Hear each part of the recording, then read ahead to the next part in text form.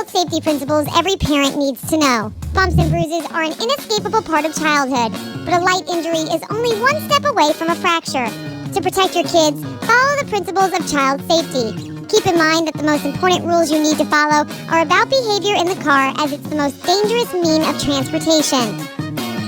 9. Sleep safety. A baby should sleep on their back. Since 1992, when an official recommendation changed from sleep on the stomach to sleep on the back, the mortality rate from sudden infant death syndrome in Western Europe has decreased by 3 times.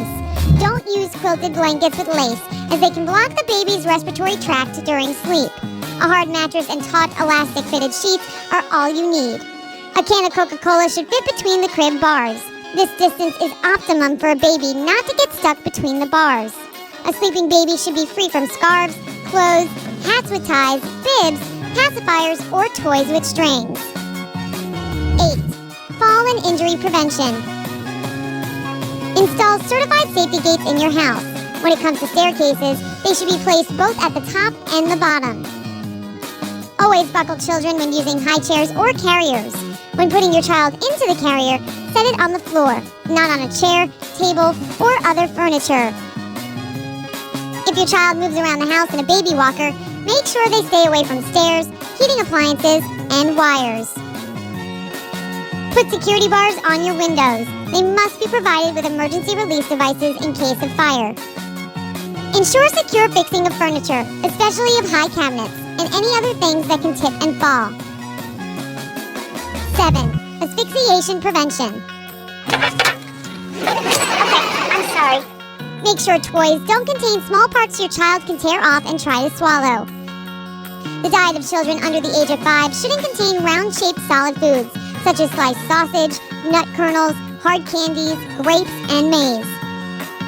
Keep wires and cords away from your child, their cribs, playpens, and toys. From time to time, walk on all fours. You'll notice things your child can put in their mouth. Go to chest compression and artificial respiration courses to perform CPR if necessary. 6. Fire safety. Hide matches and lighters from your children, and don't keep lighters and other fire sources that look like toys in the house. Don't hold the baby while cooking. Watch irons and hair dryers, unplug them after use, and put them in a safe place. Cook on the back burners and keep hot food out of a child's reach. Turn long handles of pans away from the edge. Reduce the time your child spends next to a hot stove, and install a protective barrier around the stove if possible. Install a smoke alarm at home. It helps to reduce the risk of death in emergencies by half. 5. Poison prevention. Don't try to induce vomiting or make the child wash down what they swallowed. Consult a doctor. More than half of all childhood intoxications are provoked by accidental medication intake. Keep all drugs, even vitamins, out of children's reach. Never call medicine candy. It may provoke the child's interest in them. Install locks on the cabinet doors where you keep household detergents and medicines. Keep gadgets that contain lithium batteries away from children.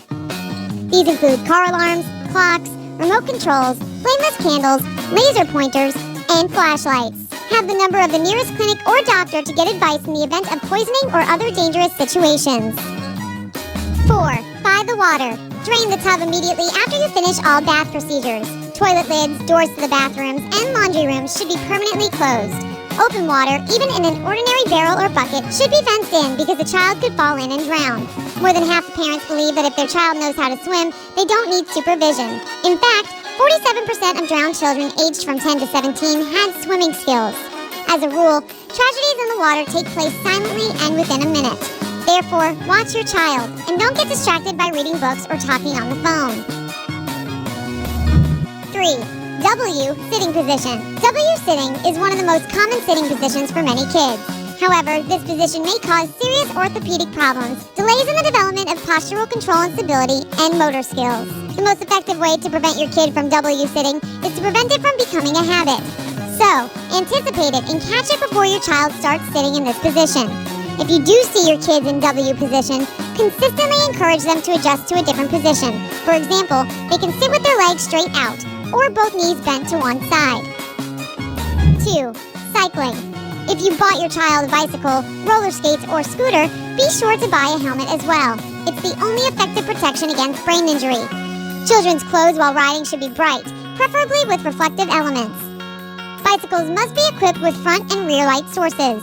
Check whether the lights are fixed well, how the brakes and gears work, and the wheel condition. Before letting your child ride a bike, teach them to engage in eye contact and give hand signals to both drivers and pedestrians. 1. In a car. A child can sit in an adult chair only if their height exceeds 4'6", and they weigh at least 70.8 pounds. If the child is too big for a portable child seat, you need to use a booster seat, a car seat without a back. Seats for children under the age of 2 should be set against the car movement. Before you start the car, try pinching a belt, and if a fold forms, tighten it. The car seat shouldn't move more than an inch. If the child uses an adult seat, they have to wear regular seat belts. The upper part of the belt must pass over the child's chest and shoulder, and not across the neck. And the lower part should lie on the hips, not across the stomach. Keep hot food and anything that can move during braking away from the child.